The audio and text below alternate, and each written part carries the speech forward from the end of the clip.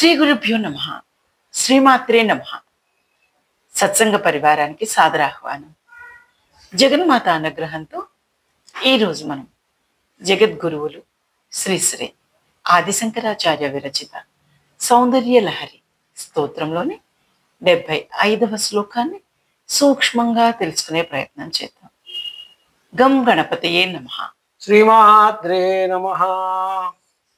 తవస్తన్యం మన్యే ధరణిధర కన్యే హృదయతః వయః పారావారః పరివహతి సారస్వతమివ దయావత్యాదత్తం ద్రవిడ శిశురాస్వాధ్యతవయత్ కవీనాం ప్రౌఢానామజని కమనీయః కవయితా. శ్రీమాత్రే నమః. పరబ్రహ్మ స్వరూపిణి జగన్మాత స్తన్యపానము త్రాగిన వారికి లభించే ఫలమును ఆచార్యుల వారు ఈ శ్లోకంలో తెలియజేయుచున్నారు. ఈ శ్లోక పారాయణ వలన శ్రీ విద్యా జ్ఞానము కలుగుతుందని పెద్దల విశ్వాసం. ఆచార్యుల వారి భావన. మంచుకొండ కుమార్తె అయిన ఓ జగన్మాత, నీ నుండి ఉద్భవించే స్తన్య క్షీరము నీ హృదయం నుండి వెలువడే అమృతధార.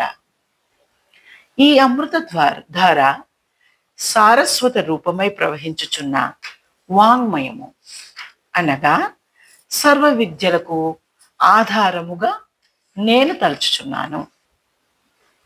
ఎందువలన అనగా నీ ఈ క్షీరము త్రాగిన ద్రవిడ శిశువు కవి అయి మృదు మధుర కవిత్వము రచించి కవీశ్వరులలోకెల్లా గొప్ప కవీశ్వరుడు అయ్యాడు కదమ్మా. అంతరార్థం ఏమనగా, ప్రతి వ్యక్తి శరీరంలో కుండలిని చక్రము సహస్రారం నుండి మూలాధార చక్రం వరకు శ్రీమాత సూక్ష్మ రూపంలో ఉంటుంది. ఇది ఎలా అనుభవ రూపంలో ఉంటుందంటే, మనకు చదువుకున్న జ్ఞాపక రూపంలో రావాలంటే ఈ 6 చక్రాల ద్వారా ప్రేరణ కలగాలి. అప్పుడే సహస్రారంలో మనం చదివినవి జ్ఞప్తిలోకి వస్తాయి. ఇది మామూలు అర్థం.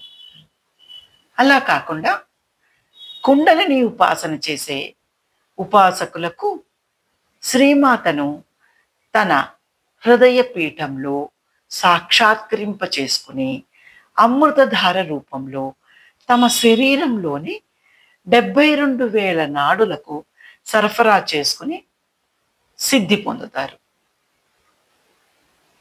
ద్రవిడ ప్రాంతంలోని కాలడి గ్రామంలో జన్మించిన శ్రీ శంకర భగవత్పాదుల వారు బాల్యం నుంచే శ్రీమాత ఉపాసన చేసి సమస్త సారస్వత వాంగ్మయములో ఆరితేరిన ప్రజ్ఞ కలిగిన కవీశ్వరులై ధృవతారవలే వాంగ్మయ తారై ప్రకాశించినారు.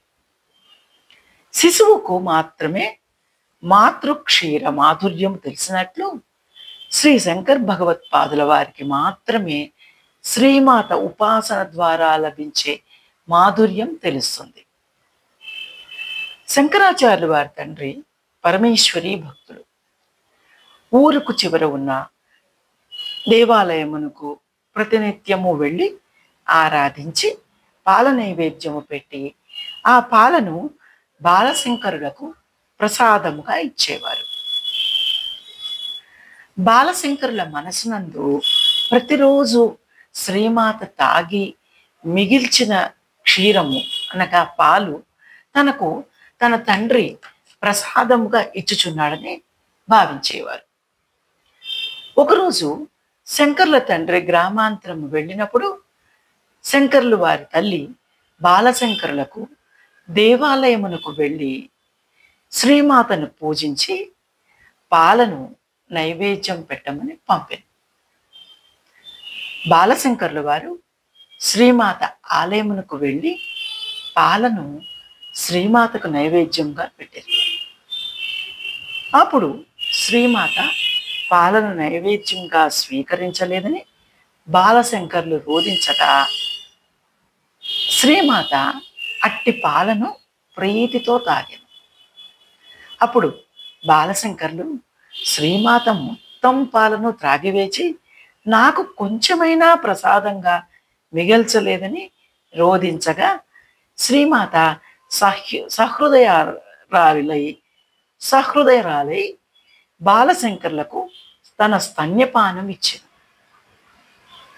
శ్రీమాత క్షీరము గ్రోలుట వలన బాలశంకరులకు సమస్త వాంగ్మయ సారస్వత విద్యలు వచ్చాను. తమిళ దేశమున ద్రవిడ శిశువు పదమునకు సంబంధించిన శివభక్తుడు తిరుజ్ఞాన సంబంధ నాయనారు. శంకర్లు వారు తిరుజ్ఞాన సంబంధ నాయనారు విషయంలో ద్రవిడ